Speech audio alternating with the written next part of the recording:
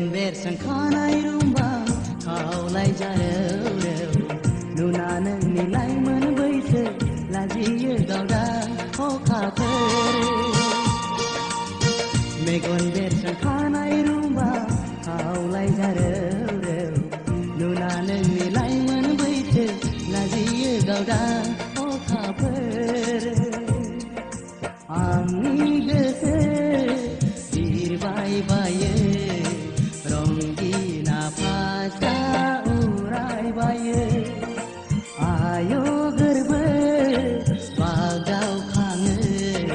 फोरमाय आंनो सोरबा बेखौ आंहालाय मा जादों मेगन बेरखांखानाय रुंबां खावलाय जारौ नुना नोंनि लाइमोन बैसो लाजियो गावदां अखाफोर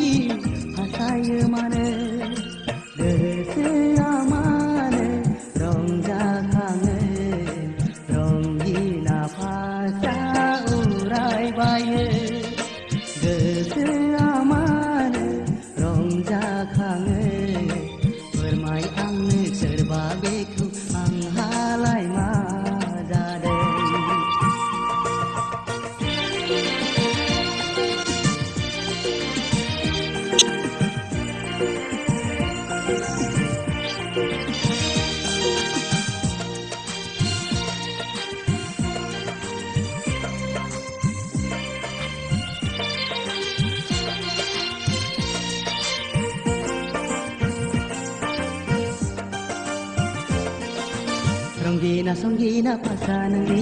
Baiden sidem birbailangi Okerang sani jauhni ajamui Monjali pasani metai kone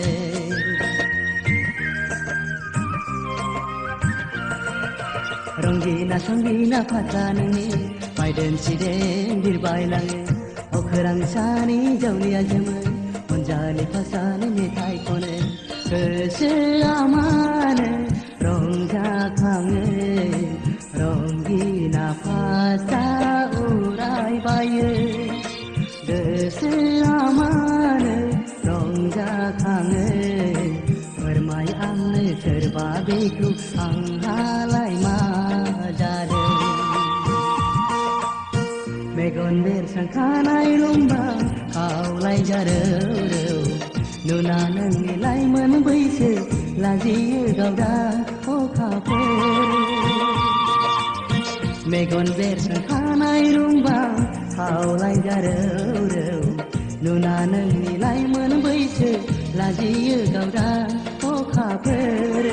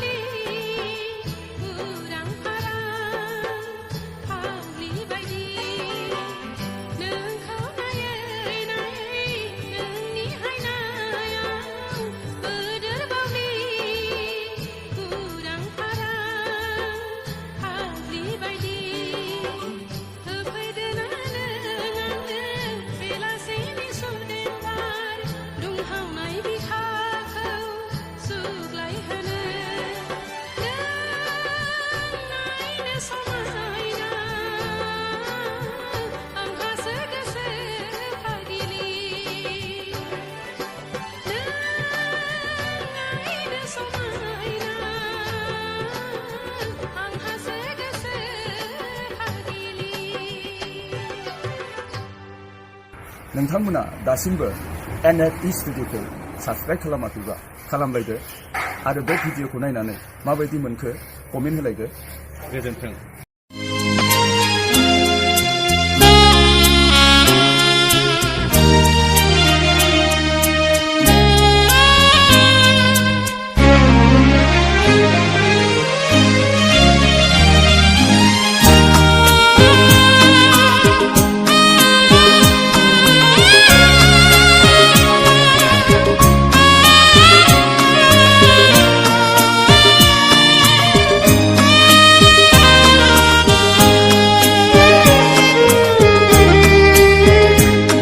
आंनि बे गोसोनि लांदां एलबामाव बिखानि आयनायाव हरखाबै सोरनि सावगारि थाफैखो दद्रेद्रेसो रजे नुजाफैखो आंनि बे गोसोनि लांदां एलबामाव बिखानि आयनायाव हरखाबै सोरनि सावगारि थाफैखो दद्रेद्रेसो रजे नुजाफैखो आंनि बे गोसोनि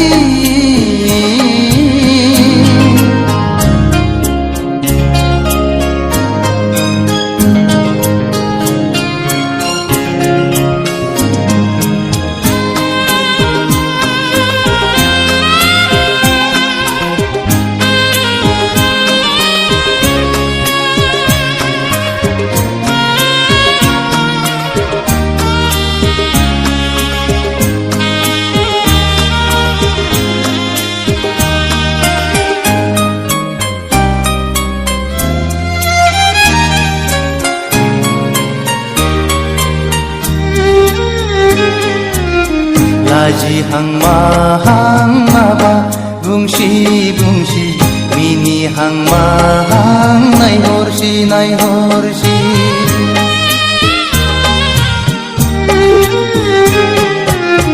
गाबहां माहां मोदै गसि गसि थाबायहां माहां आंजों फैसि फैसि बारजों बिरदों खानाय बिलाइ फासोरा रुबै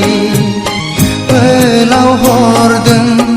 आंनि फारसे आखाइ थाइनै माबोरै हमथाहरनो हाबावनो नोंखौ रजे गोसोआ आंनि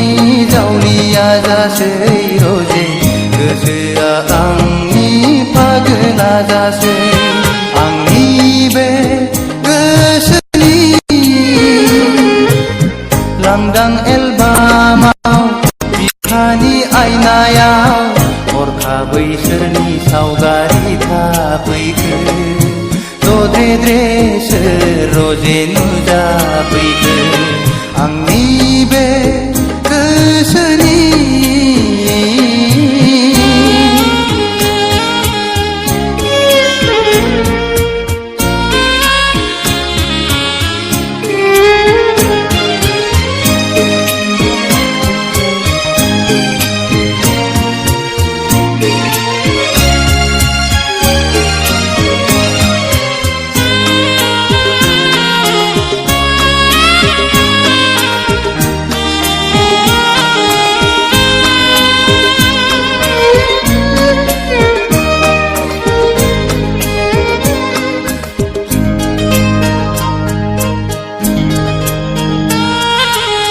मेगना अरायबो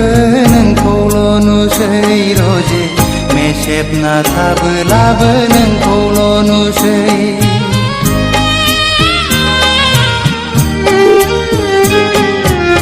जानो लोंनोबो बावलाय लांसै रजे मावनो दांनोबो